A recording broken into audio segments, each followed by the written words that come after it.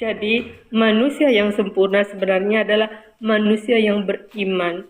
Karena jika sudah berbicara iman, ilmu dan takwa di sana masuk.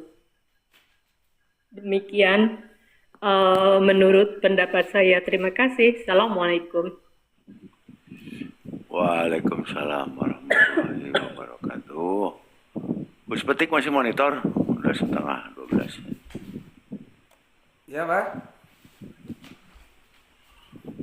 Halo. Assalamualaikum Kang. Ayo, Opai. Waalaikumsalam warahmatullahi wabarakatuh. Salam Iya.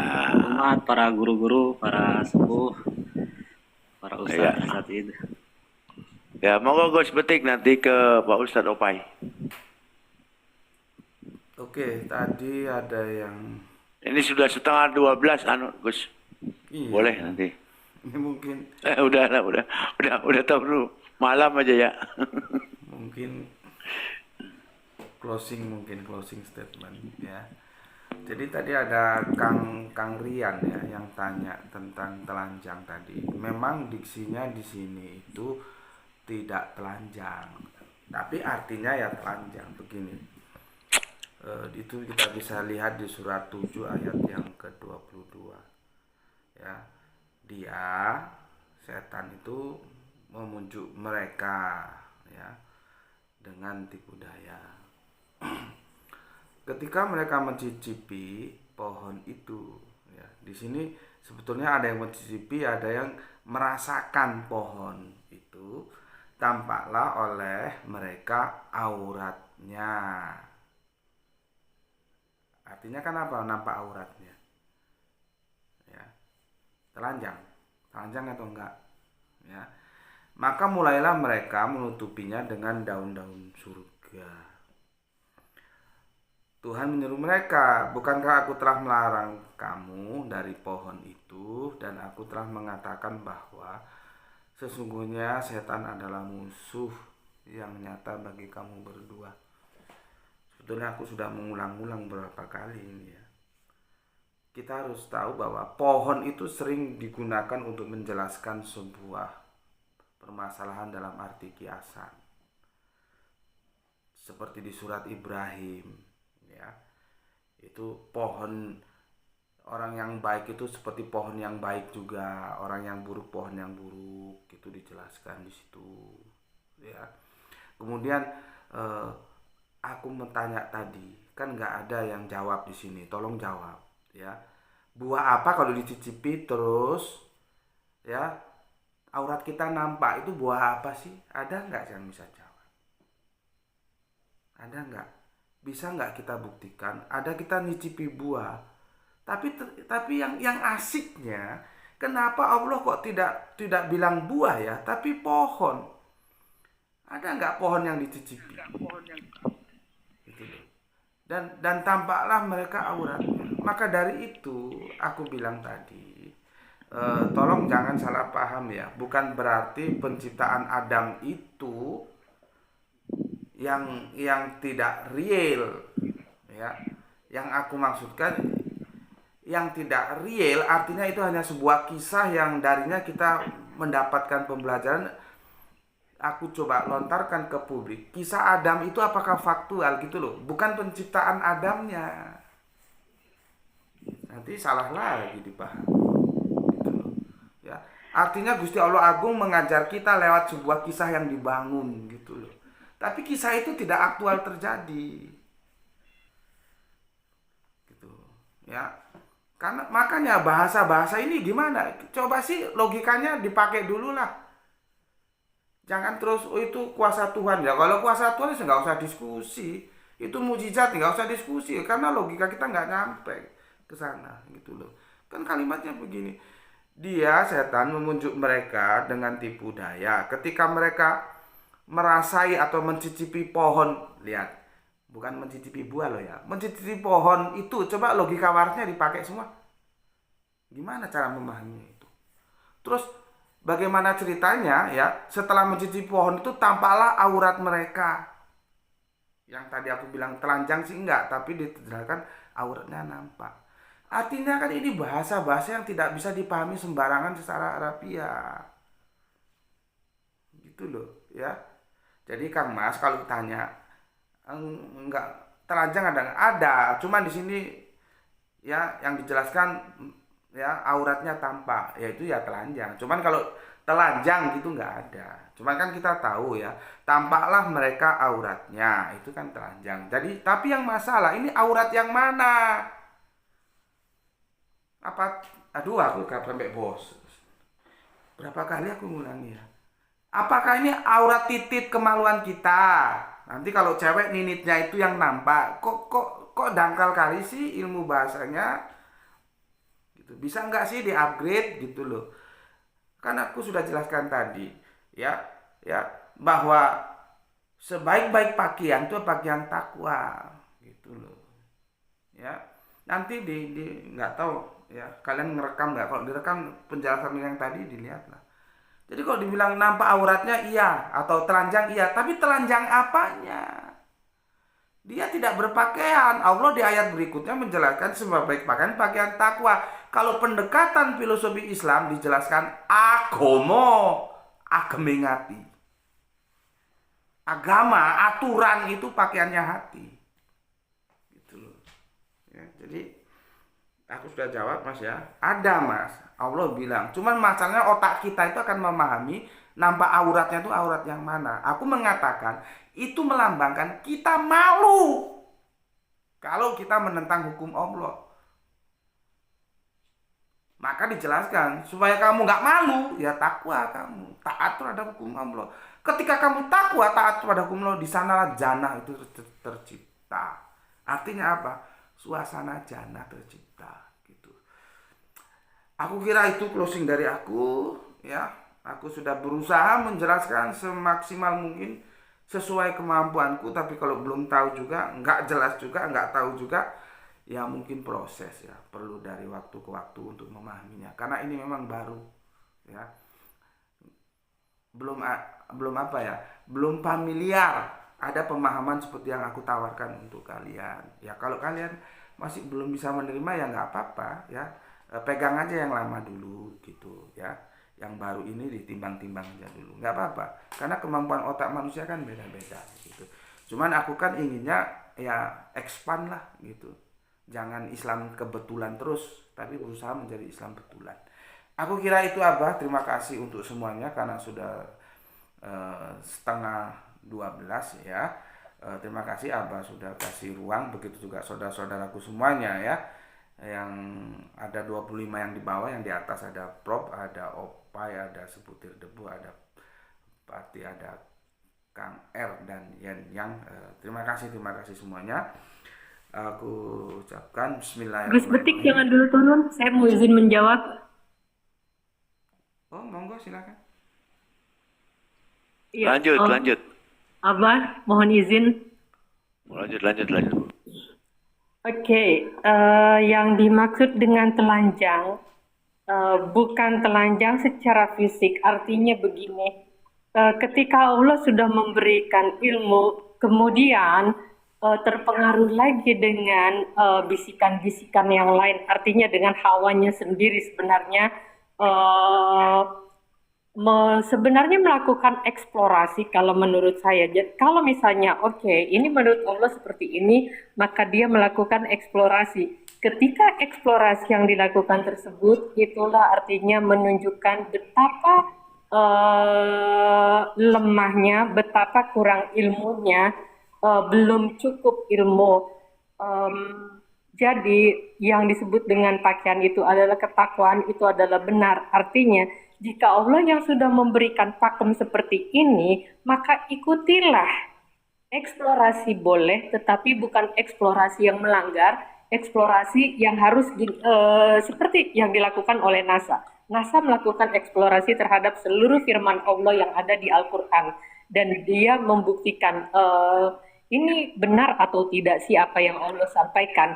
Tetapi kalau misalnya eksplorasinya dengan penyimpangan, maka itu disebutnya dengan menelanjangi diri sendiri karena betapa bodohnya menunjukkan kebodohan.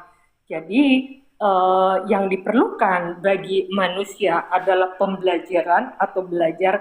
Ini yang disebut dengan khatam. Khatam itu adalah eksplo dan itu adalah syariat, artinya belajar menggunakan metodologi. Karena jika menggunakan metodologi, di sana akan ada matter and manner. Disinilah bahwa manusia itu diperintahkan untuk belajar agar tidak telanjang. Karena kalau misalnya tidak belajar, dia akan tetap terus telanjang. Nampak auratnya artinya adalah begitu kebodohannya. Kebodohannya itu akan terlihat. Oleh sebab itu, seorang muslim tidak boleh bodoh karena seorang muslim itu dibekali dengan ilmu kalam, artinya ilmu yang sangat tinggi yang datangnya langsung dari Allah Subhanahu wa taala. Demikian menurut pendapat saya yang dimaksud dengan telanjang. Terima kasih. Baik. Memang jadi kita tercerahkan ya. Kalau saya fokusnya setelah makan bukan ini ya. Maksudnya kalau itu udah kita pahami lah. Intinya Nabi Adam ini. Abah bilang Ya mau lanjut. sudah dipahami, yang Abah pahami telanjang gimana? Maka dengerin dulu. Itu Gini. nggak tahu, Yeni sudah Gini. dengar penjelasan saya sejak awal belum? Artinya Yeni itu sependapat dengan saya. Itu tidak telanjang nampak, maaf ya, nampak tititnya, nampak ninitnya, terus daun-daun surga itu ada daun ditutupi pantatnya. Nggak begitu itu. Jadi sebetulnya Ya makanya saya mau jawab situ tadi. Mbak Yeni itu kalau dia lihat penjelasanku sejak awal tadi, ya memang seperti itu gitu, bukan telanjang harafiah gitu, Mbak. Nggak tahu apa sekarang. Iya. Sekarang apa sudah berubah? Gini. Belum kerangka berpikirnya, minimal sedikit Enggak berubah. Enggak lah. Gini, saya itu tetap kukuh aja. Ini. Berarti telanjang gimana? Kalau ya ini, jadi maksudnya, jadi Nabi Adam itu kan tidak boleh silakan makan semuanya kecuali buah pohon inilah intinya gitulah. Nah, tapi karena memang sifat kemanusiaannya itu Nabi Adam alaihissalam itu emang ada, sehingga Nabi Adam ini memakannya juga karena terbujuk oleh rayuan setan, iblis. Nah, jadi di telanjang itu dia itu malu kepada Allah, maka disebutkan di bawahnya tadi di lanjutannya adalah yang sebaik-baik pakaian adalah pakaian takwa. Sedangkan takwa itu sendiri imtisalul awamiri wa jitanabu nawahi, melakukan perintah Allah dan menjauhi apa yang dilarang oleh Allah. Nah, Nabi Adam di sini kalau dikaitkan dengan dimaksud takwa tadi, jadi ketelanjangnya Nabi Adam ini malu karena telah melanggar perintah Allah, gitu aja.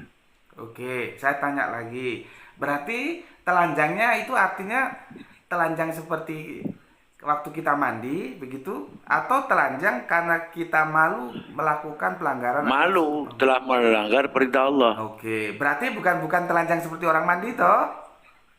Bukan. Bukan, mantap. Berarti daun-daun Karena surga ada itu, ayatnya di situ. sebentar, Pak. Berarti daun-daun Nanti lagi beda lagi tuh. Jangan daun-daun surga nanti ke ganja juga. Abah, izin bertanya juga, Abah. Itu yang memakan buah pengetahuan itu apa tuh kira-kira? Nah, itu mah udah nggak masuk akal itu mah. Jangan ini. Nggak masuk akal. Enggak. Karena gini, Mungkin Bang. gini, Abah. Karena gini Iya. gini ya. Kalau di dalam Al-Quran Nabi Adam itu setelah diciptakan oleh Allah itu diberi pelajaran, suruh pinter ya kan? Suruh pinter. Kalau di Bible suruh bodoh karena nggak boleh makan buah pengetahuan.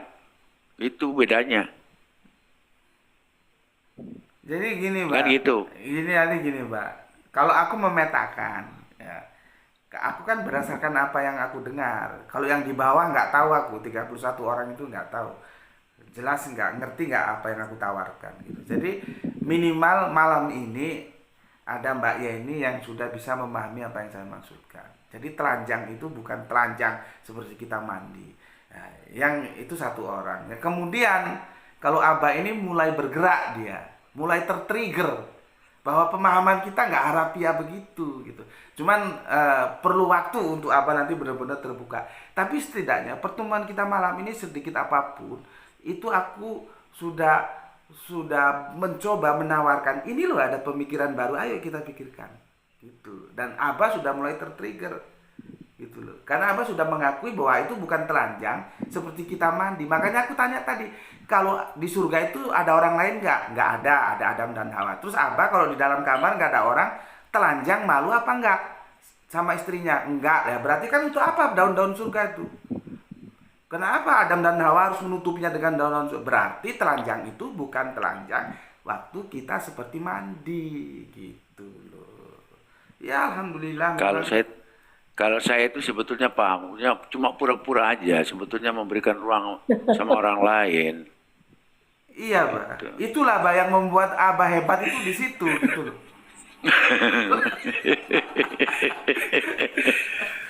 Apa aku masih menggantung ini. Yang dimakan buah pengetahuan tuh apa tuh? Kira-kira sama nggak sama pikiran aku? Aku selama ini masih nyimak. Gimana tuh penjelasannya, Pak?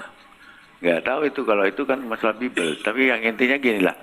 Kalau intinya, jadi kalau Tuhannya di Bible itu menginginkan Nabi Adam itu suruh bodoh, kalau di Quran suruh pintar, bedanya gitu aja.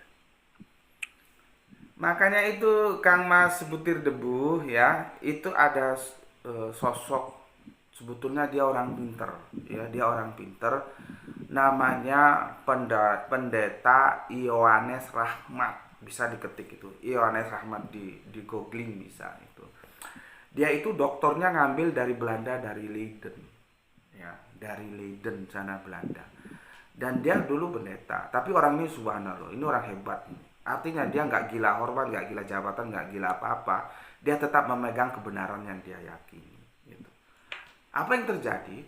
Sepulang dari sana dia menulis buku tentang, dia mengkritik soteriologi salib, penolakan dari orang dalam gitu. Artinya apa? Dia menolak adanya dosa waris, dia menolak adanya penebusan dosa atas manusia yang begitu sadis, dan dia menolak Yesus itu Allah ya. Dia tolak semua, tapi dia tetap Kristen ya. Dengan penolakan itu artinya apa? Dia di persona non gratakan ya. Bagi dia nggak ada urusan, nggak disuruh, nggak dipanggil pendeta juga nggak ada masalah gitu ya. Dan dia mengkritik apa yang Kang Mas tanya, yang sudah dijelaskan Abah Tea tadi itu. Orang kan disuruh pinter, kenapa makan pohon pengetahuan kok nggak boleh? Itu ada bukunya. Dan itu dilakukan secara berani oleh sosok yang bernama Dr. Ioannes Rahmat. Gitu Kang penjelasannya. Ya. Terima kasih. Bah, di saya closing Bah sama doa Bah. Iya. Pingin doanya apa, doa malam? Ya. Siap. Nanti tak kasih kesempatan dulu Ustadz Opai dulu. Nanti setelah itu kita tutup dengan doa. Mau Pak Ustadz Opai. Assalamualaikum. Waalaikumsalam warahmatullahi wabarakatuh. Salam Gus Bekti dan para guru. Nggih, Sedikit sama-sama. saja begitu. Menarik memang begitu diskusi berikut tadi katakanlah serpihan-serpihan ilmu yang disampaikan. Memang di dalam epistemologi Islam seperti yang diungkapkan siapa dulu Al-Jabiri ya, itu kan ada 3 nalar gitu. Ada nalar burhani lewat akal dan lain sebagainya, ada nalar bayani yang melalui teks, dan ada nalar irfani yang melalui intuisi. Jadi seseorang mendapatkan pengetahuan, memperoleh pengetahuan itu paling tidak kalau mau dipotret, dipetakan ya dari 3 hal itu. Tentu akan berbeda, tapi saya kira itu ya hazanah yang bagus begitu. Yang penting pada dasarnya sama dengan penafsiran, yang penting pada dasarnya tidak mengklaim bahwa itu satu-satunya tafsir yang benar begitu. Tapi bahwa tadi mungkin suatu saat pendapat itu akan manfaat gitu. Kan kita nggak pernah tahu. Jadi baik kemudian ya berbeda misalnya, tapi kemudian tidak kemudian buang semuanya atau tadi merasa paling katakanlah paling benar atau paling tepat. Saya kira itu sih untuk saya, makanya saya tadi menyimak saja di bawah. Saya menarik juga begitu apa namanya paparan dari tadi beberapa guru juga dari Gus Bekti ya begitu walaupun tentu nanti akan ada pro kontra tapi lagi-lagi sekali lagi ini pentinglah dalam khazanah keilmuan gitu ya saya kira begitu monggo dilanjut Abah terima kasih Ya, terima kasih. Berakhir juga ya perbincangan kita walaupun tidak sebetulnya nggak berakhir. Ini namanya episode kali ini mungkin sampai di sini dulu dan itu bukan satu kebetulan memang di mana ada pertemuan pasti ada perpisahan. Itu adalah kita ini memang begitu. Jadi ketika kita bertemu, kita bersyukur dan kita berpisah. Mudah-mudahan Allah jaga dari segala rupa kemaksiatan terhadap kita atau bala bencana. Mudah-mudahan ada manfaatnya pada malam hari ini dan kita tutup dengan doa ala kulli niyat wa fi kulli niyatin sholihah ila Nabi Mustafa Rasulullah SAW Al-Fatihah. A'udzu billahi minasyaitonir rajim. Bismillahirrahmanirrahim. Alhamdulillahirabbil alamin. Ar-Rahmanir Rahim. Maliki yaumiddin. Iyyaka na'budu wa iyyaka nasta'in. Ihdinas siratal mustaqim. Siratal ladzina an'amta 'alaihim ghairil maghdubi 'alaihim waladdallin. Rabbighfir li wa li walidayya. Amin. Allahumma shalli ala sayyidina Muhammad wa ala ali sayyidina Muhammad sayyidil awwalin wa akhirin tabaraka wa ta'ala kulli sahabat Rasulillah ajmain. Alhamdulillah rabbil alamin hamdan yuafi ni'amahu wa yukafi majidah. Ya Rabbana lakal hamdu kama yanbaghi li jalali wajhikal karim wa 'azimi sultanik. Anta waliyyi fid dunya wal akhirati wa qana muslimin wa alihi. Rabbana innana amana faghfir lana dzunubana wa kaffir 'anna sayyi'atina wa tawaffana ma'al abrar. Allahumma shalli ala sayyidina Muhammad wa ala ali sayyidina Muhammad. Salatan taftahu li biha babarida wa taysir wa taglaqu biha anni baba syari wa tasir wa takunu li biha waliya wa nasir wa ya ni'mal maula wa ya ni'man nasir wa atib qulubal alamin bi asri ma alayya wal bisni qabulan bisal ma'ad. Allahumma ij'al hadza jam'an marhuman wa tafarraqal madina tafarruqan ma'suman. Rabbana la tuzigh qulubana ba'da idh hadaytana wa hab lana min ladunka rahmatan innaka antal wahhab. Allahumma arinal haqqa haqqan warzuqna ittiba'ah wa arinal batila batila warzuqna ijtinabah. Allahumma inna nas'aluka husnul khatimah wa na'udzubika min syu'i wa antafana alal imani wa taubat.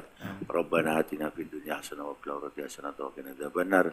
Bi fadlika subhana rabbika rabbil izzati amma yasifun wa salamun alal mursalin walhamdulillahi rabbil alamin. Kurang lebihnya mohon maaf lahir dan batin.